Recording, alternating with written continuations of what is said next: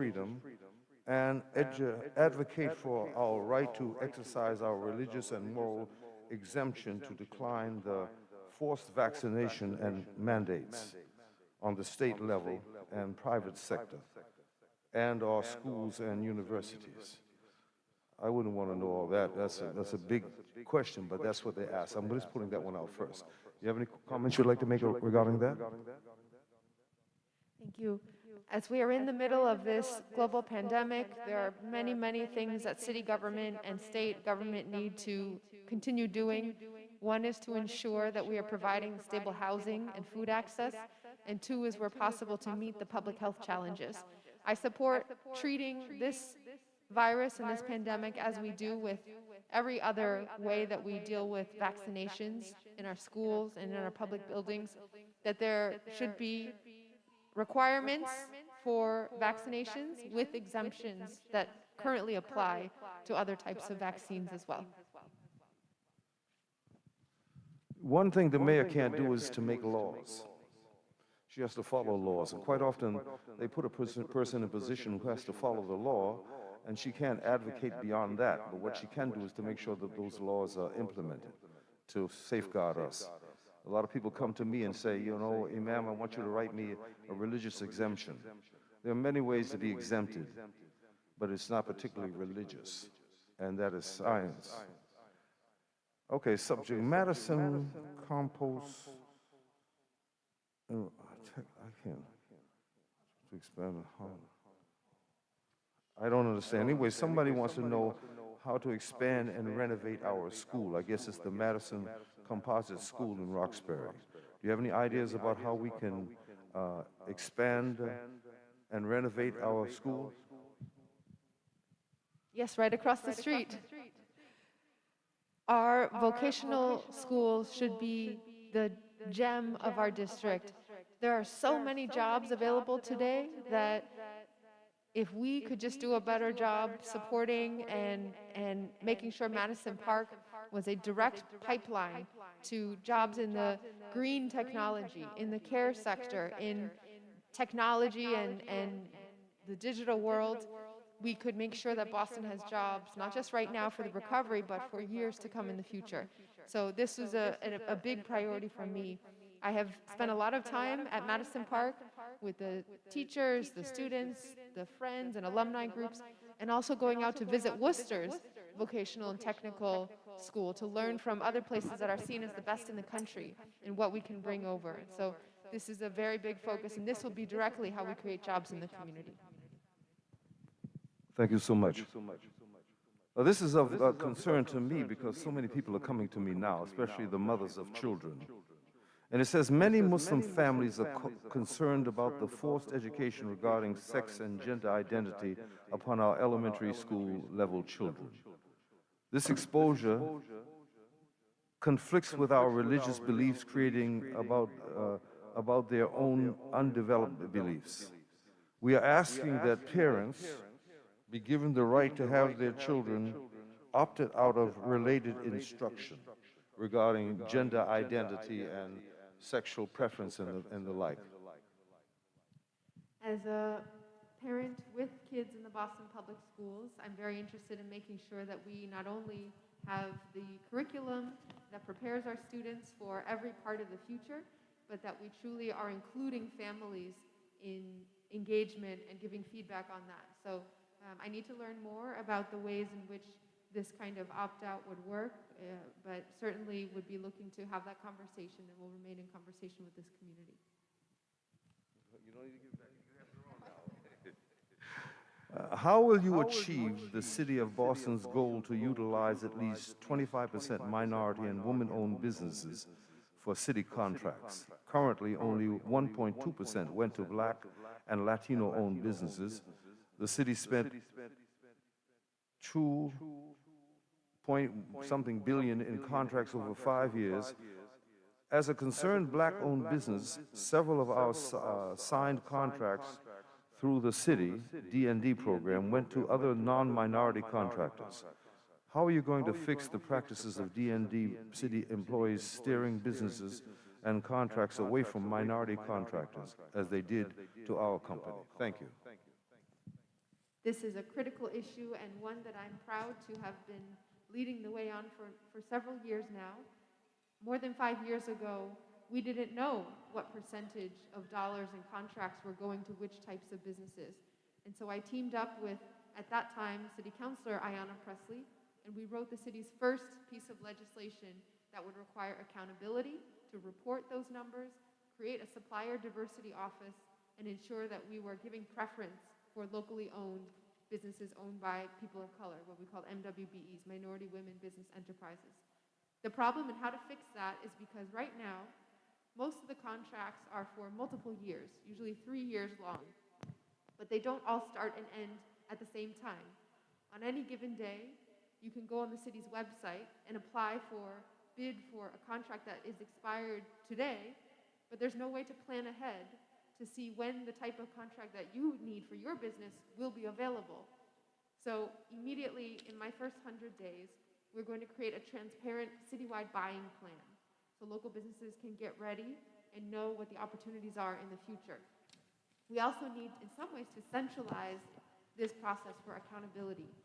The person who asked the question, the entrepreneur, mentioned D&D, and that is a good example because right now, most of these contracts are decided not by one single point who can look at all of them together, but by all different departments on their own. When we don't have coordination, we don't have accountability. And so we would create and Mayor Janey's already started to create a chief of procurement whose job would be to make sure that all of this fits together and we can get those numbers up. The 25% goal is actually a little bit deceptive. The city says it's 25% to MWBEs. But in fact, when you break it down, the city's real goal is only 10% to minority business enterprises and then 15% to women business enterprises. As a city that is majority people of color, 10% is nowhere near acceptable. Chicago is well over 20%, Philadelphia well over 30%. We should be leading the way in Boston. Takbir!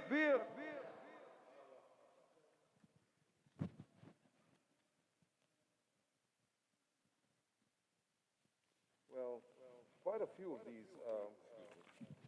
a few of these are dealing with housing and gentrification. Something that my mother owned a house in the South End, and the South End is gone, and and now Roxbury is being attacked.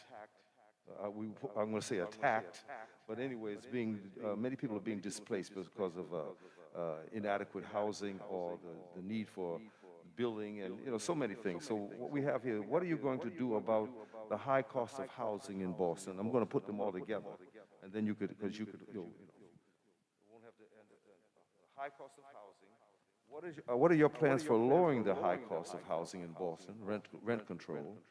How do you plan on implementing fare-free transit? Where are the funds for this big project coming from, and how will it affect the citizens of Boston in terms of taxes?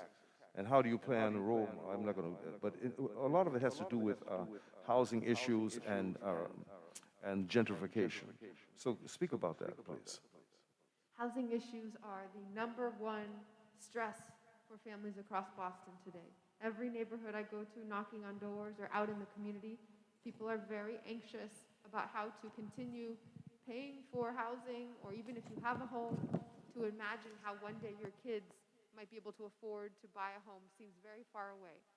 So we need to use everything we have at the city level for housing, and right now we have a lot.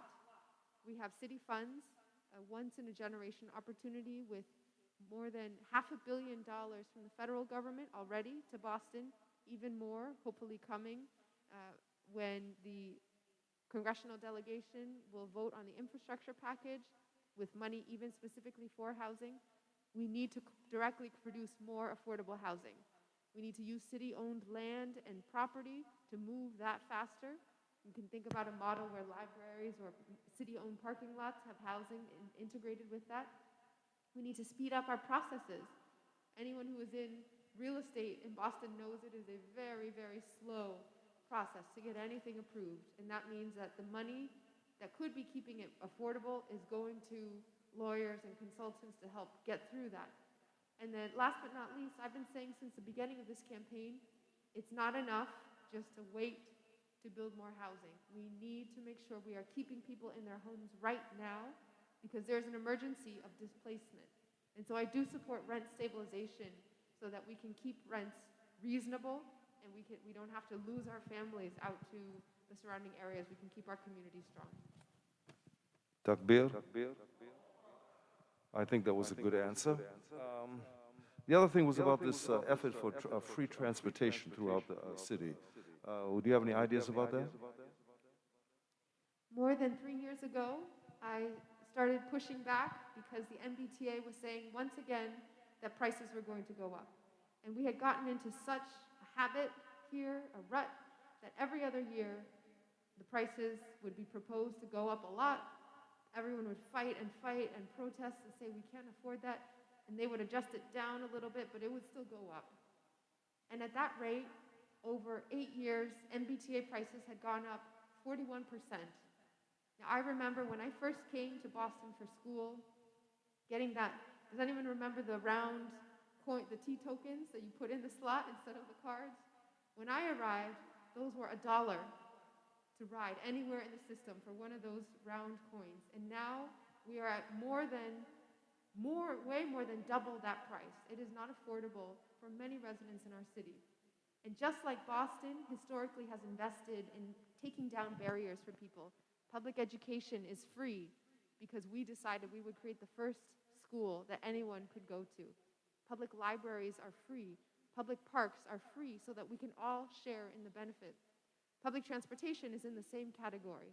If we are serious about cleaning the air, getting people to work, closing the racial wealth gap, we should be moving to take down barriers. Now, I know it's a big cost, and we won't get there tomorrow, but unless we start talking about that as the vision, we won't be moving fast enough in the short term either. So I'm very proud that less than a year after I started pushing for us to think about a different vision for affordable public transportation, other cities in Massachusetts already made their systems free. Lawrence made their MBTA free, or their, what they call the Regional Transit Authority free. Brockton now has free bus on the weekend. Worcester has taken a vote to go into free public transportation and bus as well. And right here in Boston, I got to ride on the free 28 bus. I don't know, has anyone seen or been on that bus yet? To go from Mattapan to Ruggles without any fares at all means that the buses can go faster, more people can ride it. And I got to speak, I was at RCC a few weeks ago for an event, and I met some students who said they wanted to tell me that just one bus line free changed their lives. Because before, every other day, they had to ask mom or dad for $2 to try to get to class on time. And now not having to think about it means they could work even harder. They could do even more. And so that's what we want to expand. I have a very interesting question here he just brought to me. He said, if you become mayor, and we say, would you mind appointing a Muslim cabinet member? I will guarantee and commit that my cabinet and the city of Boston will reflect the diversity of our city. We are in the process now of thinking about that transition because it will happen very fast. The new mayor will take office not in January, but November 16th. And so I would love to make sure that I'm partnering with this community, this mosque, and this network of leaders to ensure that we are getting recommendations for who might lead the city in that way. I have a question. Recently, I know of a group that is trying to build a 38-unit housing complex, affordable housing, low-income housing, not just, so many of the units, at least half would be affordable. Affordable at the rate that the common folk are, not affordable housing, okay, I make $80,000 a year. There were 2 trees that were a problem that the Boston Parks and Recreation Department have held the project up completely so that these, so the trees are very important. I'm a tree hugger, but I'm also one who knows that people need a place to live. And if we could certainly use 38 units of housing that would include 3 and 4 bedrooms as well as studios and 1 bedrooms. Um, and I'm not asking because you can't fight the Parks and Recreation Department. I'm just trying to present that to you to let you know that sometimes the people who don't live in our neighborhood are making decisions for where we live, but they live in Sudbury or they live in West Roxbury. There's plenty of trees there. We would love to have that as well, but the inner city circumstances that we live under has left us with trees that are 100 years old and are buckling the sidewalks, and really they don't serve the needs that we have now as the urban expansion happens. You know, so I just let you know that. I'm not asking, it's not a question, just making you aware of it. So if you become mayor, oh, she said yes. Sorry, my daughter insisted to ask. And this is, can you give me candy? I'm asking why we don't apply our strict precautions to overcome COVID crisis. For example, we should work to increase vaccination rate, maybe even make it mandatory, because non-vaccinated population waste the efficacy of vaccination. More strict vaccination policy. Ahmed El-Zaghabi, postdoctoral research, Harvard Medical School. So what do you think about mandatory vaccinations? We are now in the 3rd school year where families have been affected by the pandemic. We continue to see lives lost, businesses affected, when we have what we need to end the pandemic, which is to close the gaps in vaccination across our communities. So I very much support making sure that we are doing everything we can to keep our workers safe, keep the public safe, and would love to partner with organizations across our city to get us all the way there. However, you know, some people are actually losing their jobs or being prevented from continuing to go to school that don't want to want the vaccination, because there hasn't been a 2-year trial for us to be very secure about that. Somebody's talking about mandatory vaccinations. I mean, many people have an issue with that. You're not encouraging mandatory vaccinations, are you?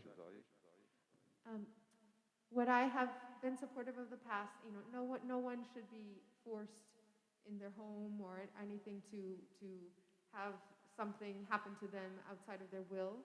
But at the point where you are unvaccinated, but then interacting with the general public, there may need to be protections. For example, we know that when you are indoors for indoor dining at a restaurant, that is a place where you're sitting down for a long time, your masks are off so you can eat, and so having some proof of vaccination to allow for that to be possible makes sense. Now that doesn't mean that we are shutting down grocery stores or essential businesses, and we can still continue to have outdoor dining that is outside in the air for folks who may not be able to meet the requirements for indoors. But having some protections for high-risk areas does make sense. It does. I think this might be the last one. We don't want to wear her out. We want to leave enough energy in her to be the new mayor. If someone goes in a hospital and says they plan to harm themselves, they are immediately treated as a risk and given mental health care and support. If a young person wants to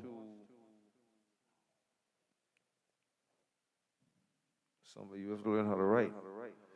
If a young person wants to retaliate to them, I would like to know when gun violence in urban communities will be treated as a symptom of mental health crisis, specifically when shootings are retaliatory.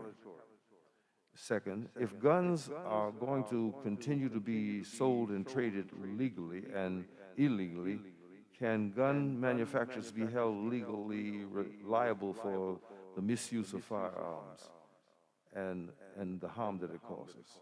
It's kind of complex, but yes, but both pieces part of the solution that we need to be fighting for, which is that gun violence is a public health crisis. It should be treated that way, and we should try to find accountability wherever we can, including from the manufacturers. As a mom, the safety of our streets to me is basic and most important. I'm going to make sure that we do everything we can to get at the root causes of violence, trauma, and providing those supports. And I completely agree that mental health and mental illness is a big part of that. And so wherever we touch people's lives, through our school system, through libraries, through public housing, we should be offering mental health supports just as we are offering for your physical health. Well, this one here, you can see the writing, but it's coming from a very young person. And he wants to know, or she wants to know, how do you plan to become a mayor? So what do you have to do? First of all, you go to Harvard so that you know, and become a lawyer so that you know the law. You have to learn how to function. Education is key. And then I'm going to let her take the rest of that. What is this youngster's name? What's your name? Faisal? Hudayfa. It's it's Arabic name. Hudayfa, we look forward to when you will be running for mayor one day, when you will be serving this community, and you already are by being here. The process is one that I had to learn from zero because I never knew anyone in politics growing up. You put your name on the ballot. To get your name on the ballot, you have to collect signatures. For mayor, it is 3,000 people to sign their names saying they will support you to run. And then once you're on the ballot, Boston has two parts of the election. One in September, with everyone there. We had 8 people. You vote for one, and the top 2 vote getters move on. And then November 2nd is a very important day. November 2nd is when we choose and vote for the mayor. Come here, kid. Come here. You might have the best questions of the evening. Hudayfa, say what you're going to say. I want to say that I do not want to become a mayor, and I want to become a scientist. And we pray that Allah support you and to become both a scientist and a mayor. First a scientist and a mayor. Any other questions from the ladies at all? Could you give her some paper? Yeah. Jot it down. Here's a pen. Oh, go ahead. You can use the microphone. It'll be lady to lady. Go ahead. That's all right. Thank you. Speak clearly. So welcome again. I just had a question concerning housing. So the first-time housing program, they have a down payment assistance for residents, which is great, and you don't have to repay it if you buy a home in Boston. However, Muslims abide by no-interest loans.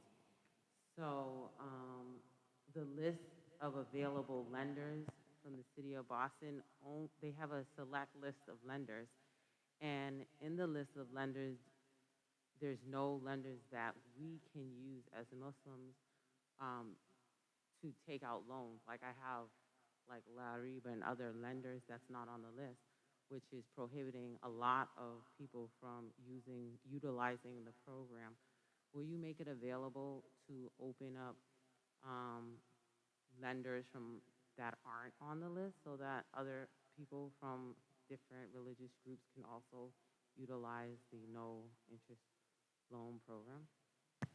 So essentially, she's saying in Islam, we can't take interest or pay interest. So there's I think she wants to know if will the municipality permit Muslim lenders who follow a different system of lending that doesn't include interest to be a part of the effort for the city to, We will make sure that that can happen, and I want to make sure that this is an example of the type of issue we would only know about if the mayor is in community and in constant conversation. And so we often, if you never see your elected official because they're in City Hall with the door closed, we could write the laws that we think are the best to create access and opportunity to all these programs. But in fact, coming from an immigrant family, I know that the moment that it touches people, it hits the ground, the details matter so much. And so thank you for raising this. It's good for me to know. I did not know before, and I will make sure that we stay in conversation so issues like this can be part of what we change. I'm going to suggest that we have Miss Michelle Wu back here, let me see, in April. If she wins, we want to give her a report card and embrace her as our new mayor, and we're going to have it on a more auspicious occasion. Would that work for us, Felicia? That you would come back and visit us, and I'm going to save these questions, and we'll be able to discuss them with you again. And I don't want to keep her any longer. I want her to be able to go home. She has 2 children, and that guy, Mr. Paswaski, he's there waiting for her. When are you coming home? One more question.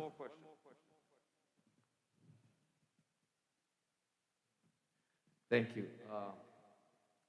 Madam, my name is Saeed Ahmed. I am a member of the community. I have 2 questions. I am a Boston Public School employee, and also a Boston Public School product. So if you become a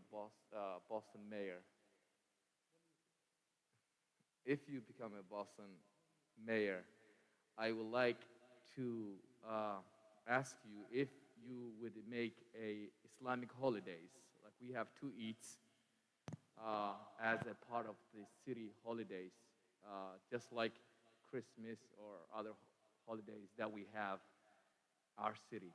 In fact, the Cambridge city has Muslim holidays as part of their city holidays, so their schools are off, and all Cambridge folks celebrate together.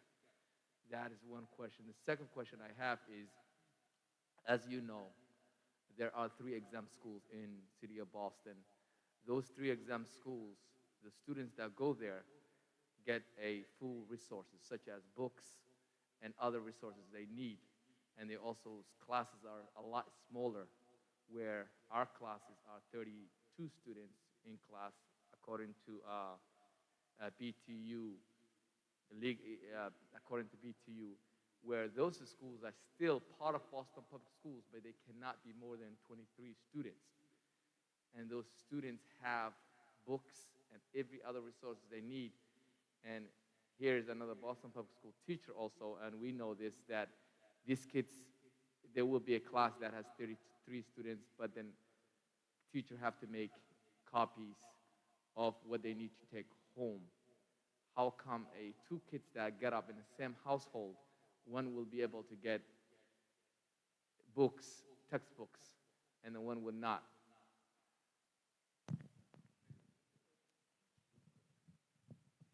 So thank you so much. I think similarly, I want to make sure that when the city of Boston makes official actions, we are reflecting and including all parts of our community.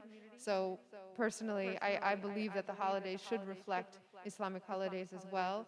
I will figure out, I guess one thing that's very important to me is I like to be able to deliver on what I promise. And so if I don't know enough right now about what that involves to make a full city holiday and change the school contract for days off from school, what I can promise is that I will look into it and move what I can move in that direction. But I don't know enough about the specific details to actually make that happen. But I think that's a very, very important way that we are sending a message about who we value, who we see, and who matters in our community. On the exam schools, I completely agree. Not only am I raising 2 kids, young kids, 4 and 6 now, but I raised my sisters through BPS as a legal guardian in middle school and high school. And as a city councilor, I visited every single high school in Boston just to see with my own 2 eyes what the situation was. And the disparities and the gaps between what our high schools look like, the materials, what they feel like, what the kids feel is poured into them is unacceptable. And I will make sure, there are many areas where we will have smart people in city government on transportation, on housing, making things happen. On schools, I am going to lean all the way in. That is my personal area, that until we are supporting every single child having their full promise in Boston, we won't have the future that any of us deserve. And so that is my plan. Our school's plan is on my website. It's 52 pages. There's 4 big pieces to it. One, close the gap for early education and childcare. We need universal pre-K. We need to start much earlier, guaranteeing supports for families and our youngest kids. 2, a children's cabinet to wrap around supports from all the other parts of city government that can help families. When a family loses their housing, for example, we don't know about it in BPS until they say, please help us find transportation from the shelter more than an hour away back to school. But if we had known before that they were about to lose their housing, the Office of Housing Stability could have helped pay their rent and keep them in their homes. So we need to wrap around better. 3 is facilities and buildings. They're crumbling. There's lead pipes in the schools. The bathrooms are not usable in many cases, much less temperature control, science labs, arts spaces. We need to have that as a baseline. And then last but not least is vocational education, like Madison Park, as we talked about before. I think that was a very fine answer. Takbir, takbir, takbir. It's time for the late night prayer of the Muslims called Salatul Isha. And we need time to get ready for that. And I want to, on behalf of all of us, thank Michelle Wu for reaching out to us and coming and fielding our questions and respectfully answering them. And we hope and pray that God Almighty puts the best person in office. And I like the fact that you've come here to talk with us, and that's for me a good sign of who the best person is. Won't you say? When somebody wants to reach out to you, you got to get him some kudos. So Michelle, thank you for coming. I really appreciate it, and certainly we of the, I'm not going to even make mention of my mosque, but we of the Islamic Society of Boston, and we are the Islamic Society of Boston, not as a organization, but we represent many communities here and many nations. And we are very honored that you came to speak with us, and we hope to see you again soon. May God bless you, keep you well, and preserve you and your husband and your beautiful children, keep you healthy during this COVID-19, and we look forward to seeing you again. Thank you very much. Yeah, you don't have to have the electronics.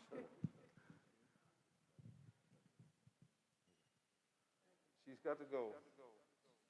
Yep. Somebody usher her out.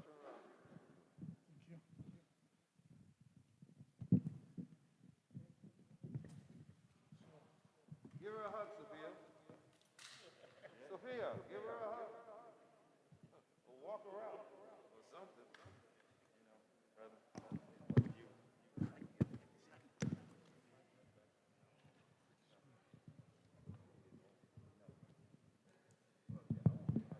بسم الله الرحمن الرحيم. الله أكبر الله أكبر الله أكبر الله أكبر أشهد أن لا إله إلا الله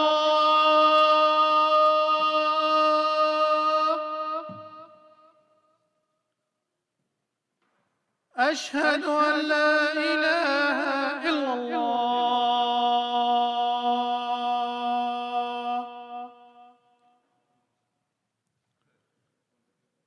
أشهد أن محمدًا رسول الله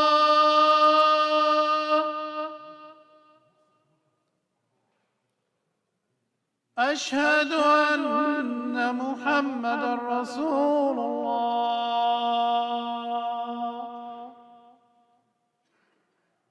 حي على الصلاة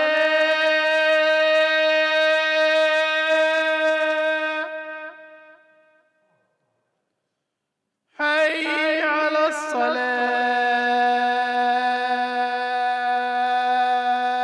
الصلاة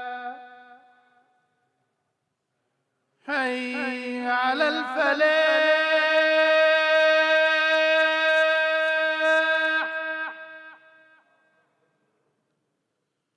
حي على الفلاح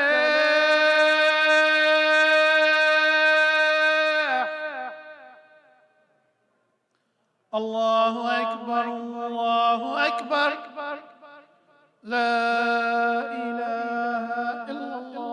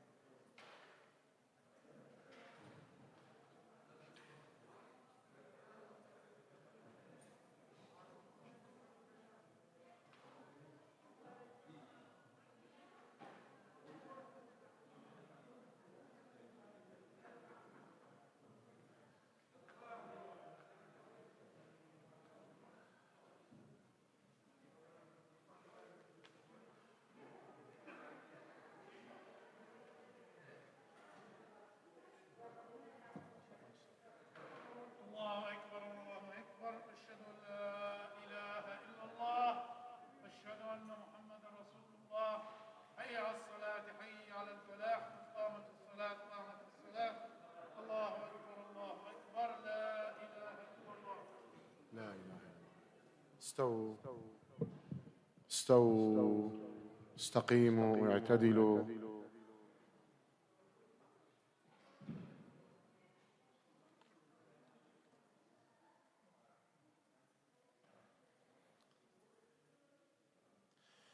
الله أكبر.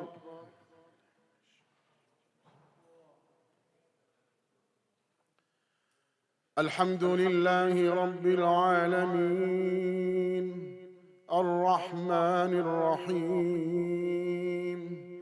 مالك يوم الدين إياك نعبد وإياك نستعين اهدنا الصراط المستقيم صراط الذين أنعمت عليهم غير المغضوب عليهم ولا الضالين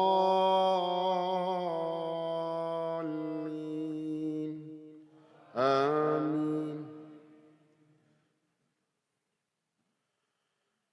تبارك الذي جعل في السماء بروجا وجعل فيها سراجا وقمرا منيرا وهو الذي جعل الليل والنهار خلفة لمن أراد أن يذكر أو أراد شكورا وعباد الرحمن الذين يمشون على الأرض هونا وإذا خاطبهم الجاهلون قالوا سلاما والذين يبيتون لربهم سجدا وقياما والذين يقولون ربنا اصرف عنا عذاب جهنم إن عذابها كان غراما إنها ساءت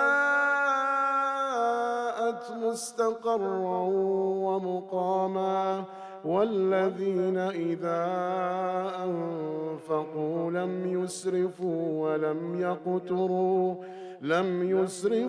ولم يقتروا وكان بين ذلك قواما والذين لا يدعون مع الله إلها آخر ولا يقتلون النفس التي حرم الله إلا بالحق ولا يزنون ومن يفعل ذلك يلقى أثاما يضاعف له العذاب ويخلد فيه مهانا إلا من تاب وآمن وعمل عملا صالحا فأولئك يبدل الله سيئاتهم حسنات وكان الله غفورا رحيما. الله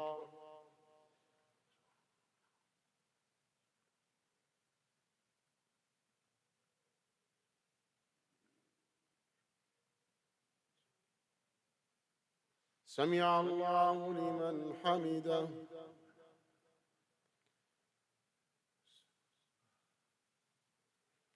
الله أكبر.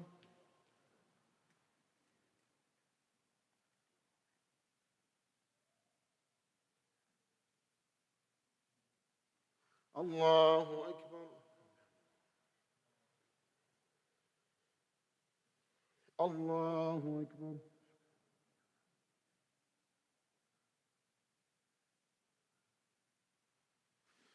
الله أكبر.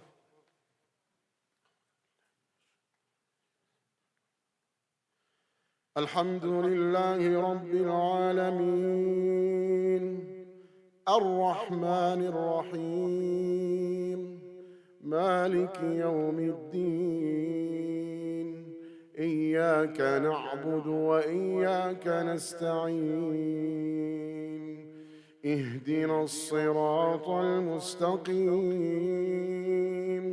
صراط الذين أنعمت عليهم غير المغضوب عليهم ولا الضالين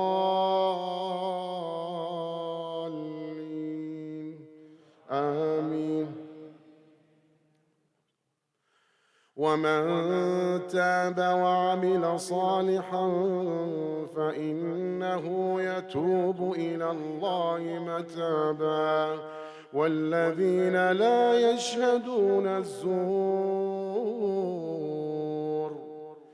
والذين لا يشهدون الزور وإذا مروا باللغو مروا كراما والذين إذا ذكروا بآيات ربهم لم يخروا عليها صما وعميانا والذين يقولون ربنا هب لنا من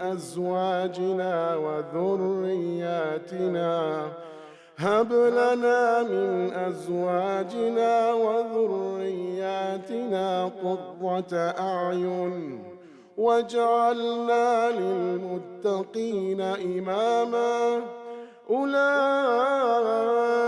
يجزون الغرفة بما صبروا ويلقون فيها تحية وسلاما خالدين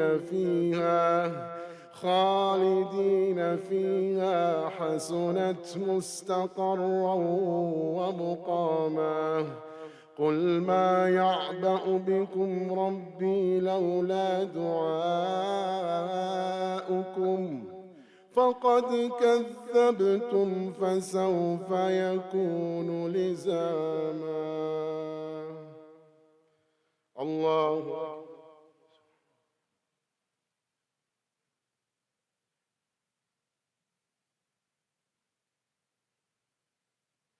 سمع الله لمن حمده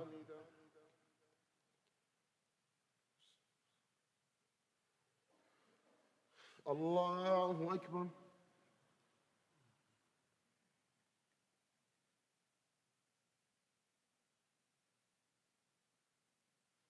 الله أكبر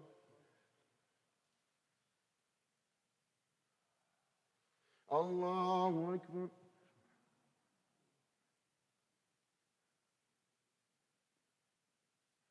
الله أكبر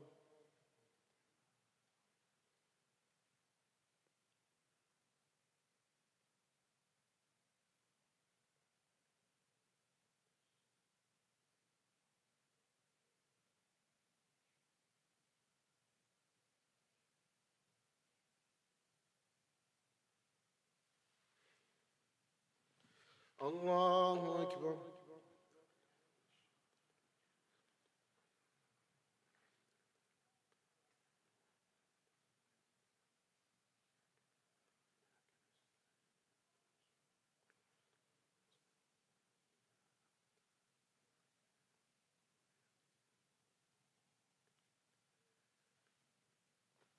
الله أكبر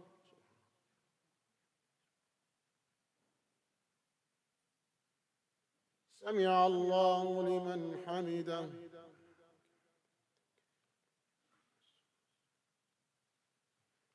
الله أكبر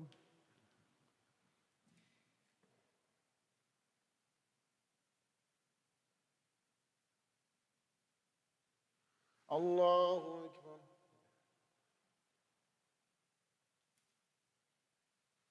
الله أكبر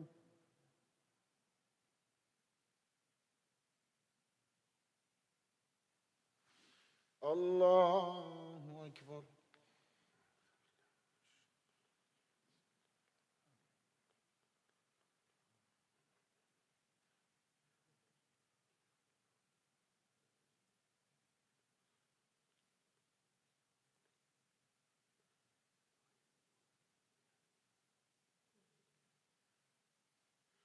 الله أكبر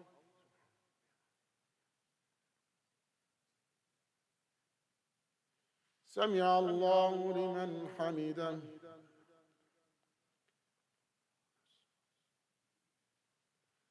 الله أكبر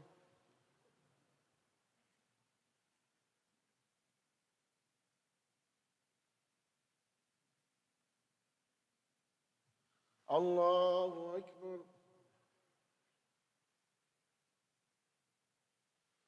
الله أكبر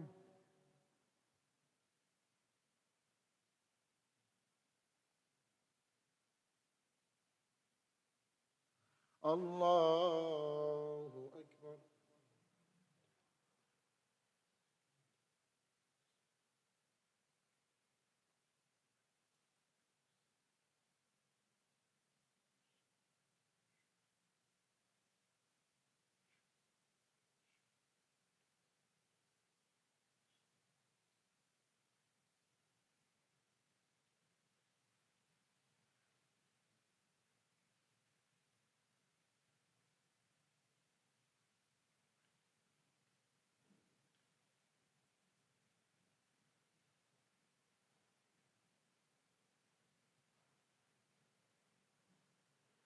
السلام عليكم ورحمة الله.